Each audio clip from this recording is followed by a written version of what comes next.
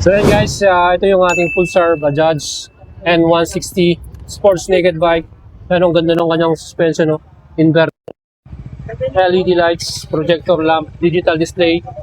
Buksan natin. Bata natin sa inyo. Sakyan natin mga idol. O, di ba? O.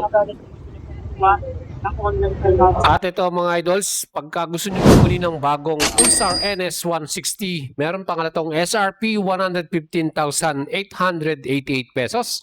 Kung cash mo siya bibilin, meron ka pang additional na LTO registration fee at sa atin namang down payment, 11,588 pesos ang pinaka-minimum, 3 years to pay 5,585 at 7,000 naman in 2 years. Mag-apply na kayo sa atin mga idol, mag-PM na kayo sa ating page para ma-process na natin ang inyong application via online. Hindi na kailangan pumunta sa store, magpa-approve muna kayo. Napaka-forma talaga, di ba, ng ating N160.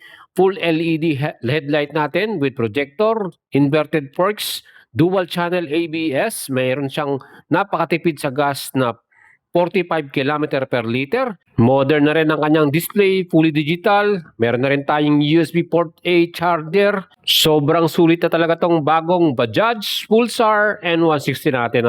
PM na kayo para makapag-apply at makapaglabas ka na nito mga idol.